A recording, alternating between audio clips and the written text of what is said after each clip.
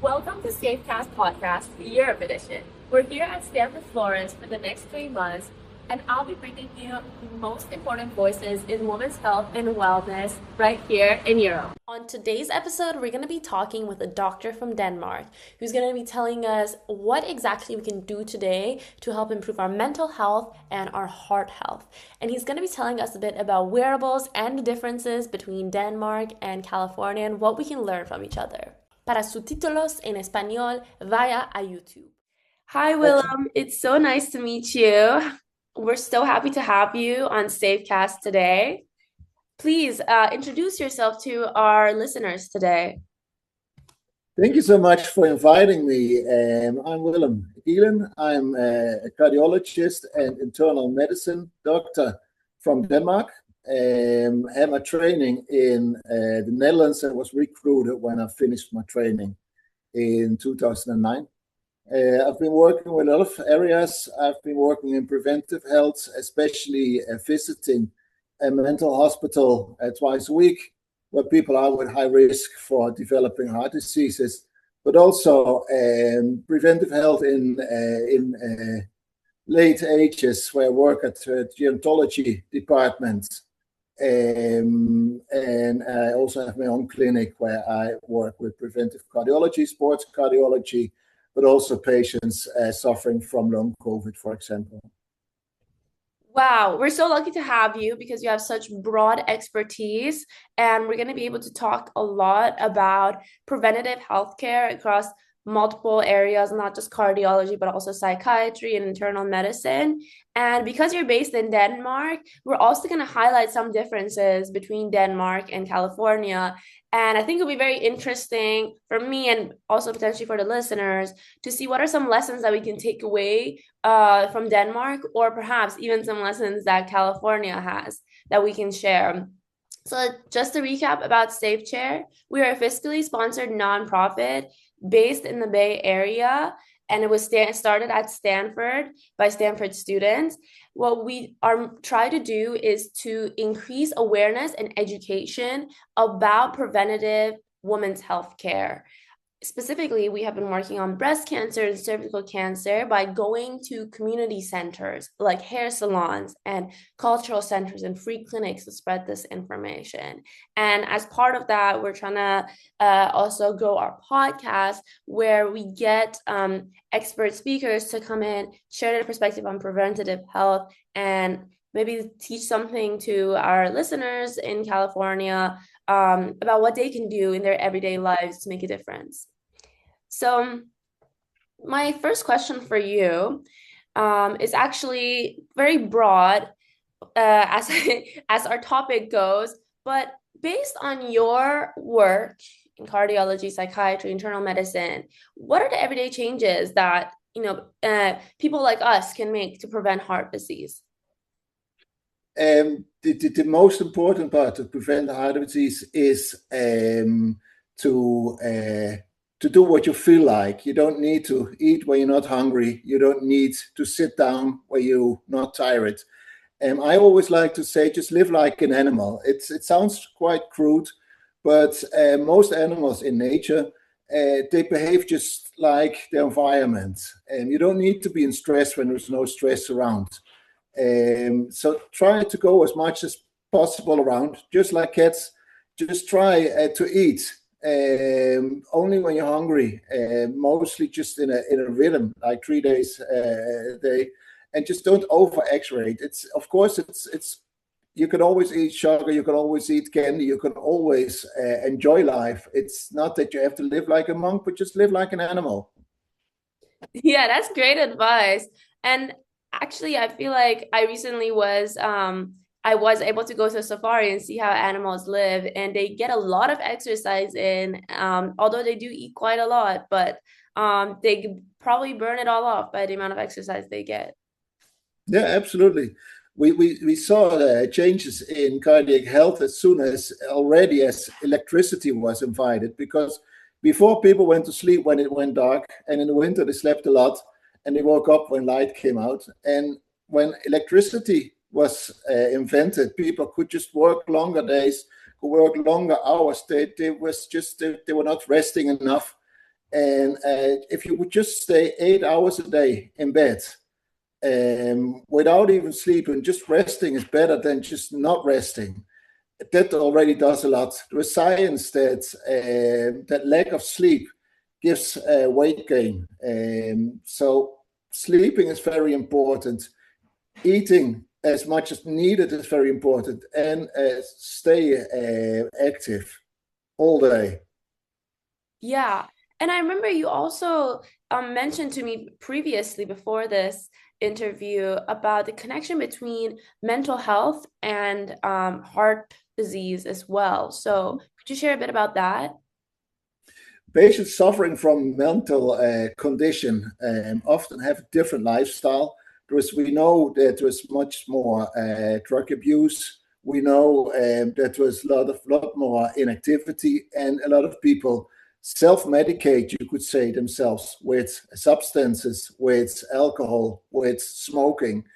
And then you also have psychopharmaca, which also is not without danger. For example, patients treated with against schizophrenia, they have a higher cholesterol because of medication. So, and most doctors, most people maybe, don't like to talk with patients with a mental this condition, because these people are different, these people are strange, and you don't know how to act on it. But you should just have a conversation, because these people have a disease. They have a disease in the brain, which could just as be. You also talk with someone who's missing a leg, for example. That's also a condition, and a mental condition is a very severe conditioning. And these people maybe need more care than less care. And a lot of doctors are afraid to communicate, because they don't have a patient who listens all the time and who just does what they say. But this special group needs special attention.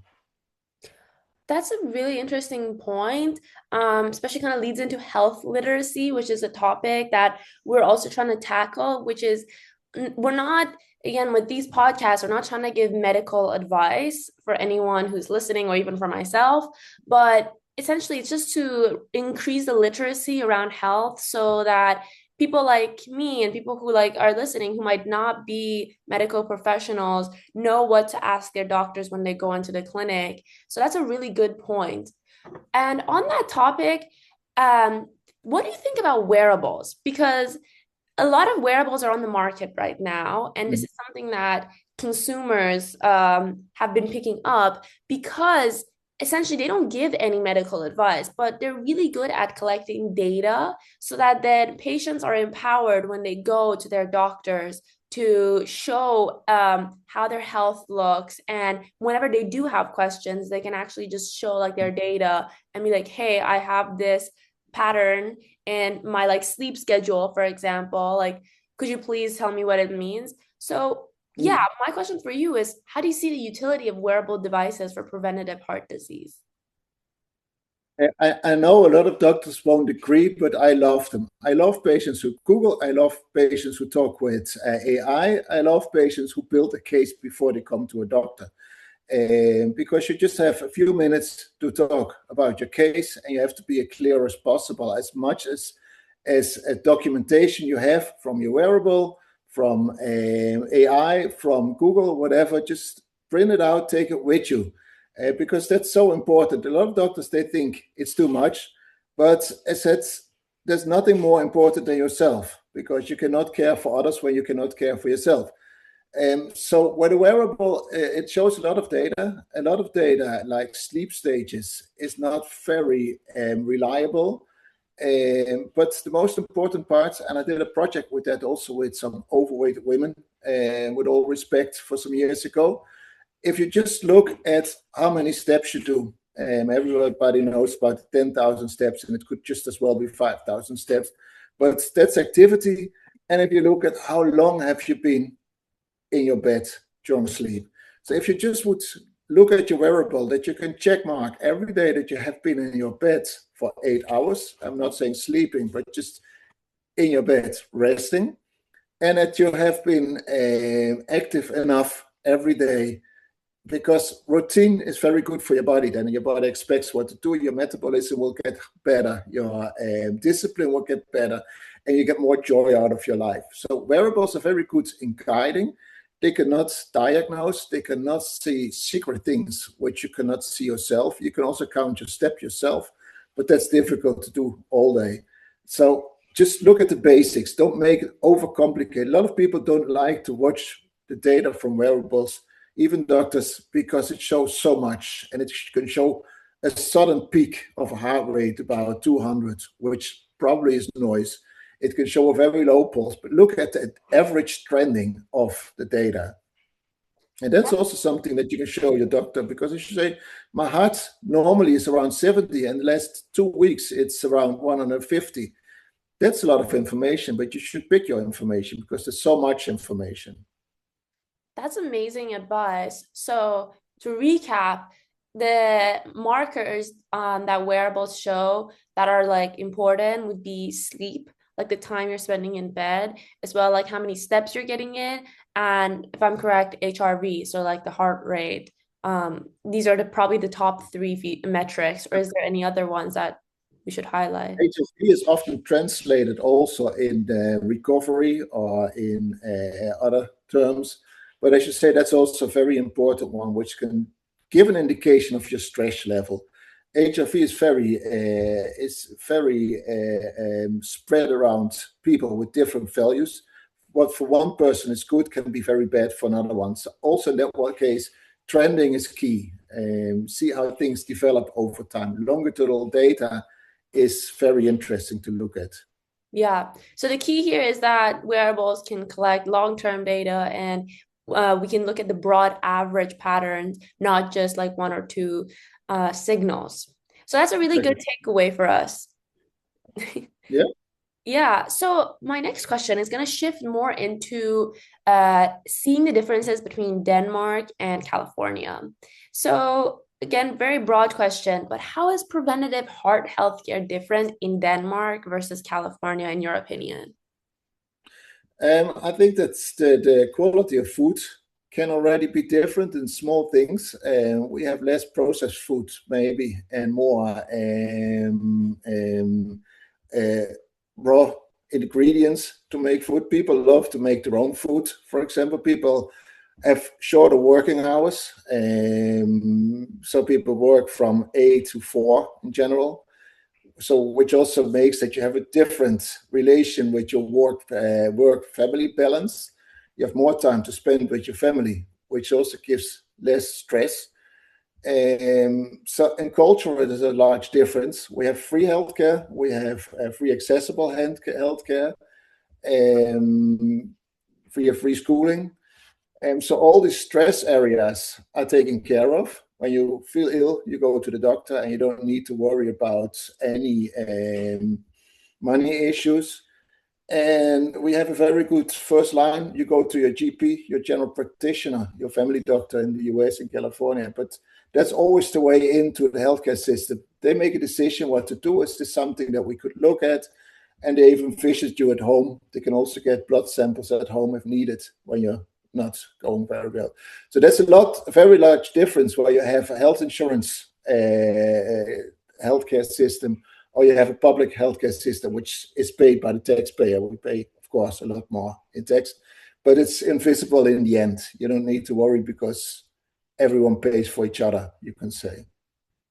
Yeah, that's quite a bit different from California, but in Mhm. California, we're also trying to make efforts to address those needs. So there's a lot of free clinics who are starting to offer free medical services to underinsured, can now use these services for healthcare as well. There are a lot of free family services, like for children, for elderly citizens, as well just for like family education, how to take care of your kids, like where to leave your kids when you are, working, that are actually just sponsored by municipal governments. These are all things that we have, the resources that we have linked on our website, on StateShare. So that's something we're trying to get people to know about because they exist, but the publicity might not be the best. You have to spread the news about it. Yes. Yeah. Yeah. So what are the lessons you've learned in Denmark that we can apply in California and vice versa? And the lessons you mean with preventive healthcare, Yes. yeah, I think that the most important thing is that you should schedule your week. I have a very busy family with 4 kids, one with autism, so we schedule which day we eat what, because when you make when you make last minute decisions, it often is something greasy and unhealthy.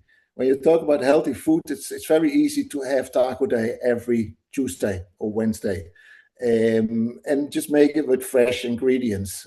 Taco is not something which is unhealthy, as long as you just make it yourself with fresh ingredients, with a lot of vegetables, and with a lot of drink. People always don't remember to drink a lot of water, which is also something which you could focus on. But on the other hand, I think that the US and Denmark is not so different. We also have a lot of people with overweight, which is not something which is in the PR promotion of Denmark, of course. We also have a lot of Denmark is a country of pig meat. People here eat a lot of pork, a lot of meat. There's not so much for vegetarians. So I think every country has its own health problems, but the best thing in it is to schedule your week, schedule your health, and prioritize it, because it's something which is the most important part. And it's just simple, I said again, to come back to sleep, activity, and healthy food. Yeah, sleep, activity, and healthy food. And that actually reminds me that we also have in California food pharmacies, which some free clinics offer, where they give out like free just raw ingredients for food with recipes, and specialized recipes based on like different cultural backgrounds. So maybe that's also something that would be useful in Denmark to have. It's like not Yeah, absolutely. Yeah. food Uh, pharmacies and that are specialized for specialized diets of people who have diabetes or who are overweight, and making it fun by bringing not just bland food but cultural food. yeah, and that's something where California is far ahead, I think, in the world, in individualizing your needs for every culture, for every subgroup of society, making it in a whole society. That's something which is unique for California. Yeah, that is something that we're really proud of, the fact that we can be individualizing it for each person and that is Yeah. personalized. And yeah, for our nonprofit, we're also interested to know what you think, how preventative heart health, how our nonprofits like us, what they can do for preventative heart health care and cardiology care. Yeah. I think that what you said in your introduction is already amazing, because when you go to salons, sorry, you go to places where people who are working there, they get respect by their customers. I know from, for example, my wife, she's very picky on which hairdresser she wants to touch her hair, because it's very special for her, and she has a lot of respect for those people who are doing it right. So if those people are going to give you advice, which you can think about, and often you sit there a longer time, so there's a lot to discuss, then you really reach those people. There's research that when a patient comes to a doctor, that they only remember about 10% of everything which is said. So that's also why I say just always bring someone with you, because when you're in the chair and it's all about you, you're stressed. You mostly don't want to hear most of the things, only the good things. But the connection is completely different when you work with a professional in another setting, where you're completely relaxed and where you're open for good advice. So I think if you're talking about reaching patients, then it's perfect what you're doing. We see it also in other areas where they, for example, do diabetes scans, retinographies at an optician. Which is completely different, also close by the patient, close by in their own community, often with people you can more relate to than coming in a doctor's office when you're feeling ill, because everything starts with prevention, and doing that everywhere in society with people who are very intelligent and skilled in their own area. That makes perfect sense, I think. Yeah, that's great advice. But also really good highlighting the fact that like hairstylists are almost sacred parts of communities and that they are integral to women's lives. So that's Absolutely. why building healthcare channels through community spaces is something that we should probably look into more in the future through hair salons or through other places that people frequent but are not your traditional healthcare setting. And essentially bringing healthcare to everyday life. So it's not just, oh, the one time you go to the doctor, but making it like a routine thing that you look after. Mm-hmm. So I'm really glad that today we got to go over important preventative health like metrics that we need to pay attention to. There was some really good key insights there about sleep, exercise, and eating, as well like what are some principles that are good for preventative health. So making it preventative, making it proactive, making it personalized. The three P's. Now, as I just the most important is to make it simple, because we don't want to do things which are overcomplicated. And when you read in the media, when you read online, you get a lot of advice about vitamins, about a lot of things, but just keep it simple for yourself, because that's the best health advice. Yes, exactly. Well, with that, thank you so much for your time, Willa. This was It was a very pleasure. educational, great insights there. And we hope you have a great rest of your day and good luck with everything. Thank you for taking the time to be here today. Absolutely. Thank you so much for inviting me.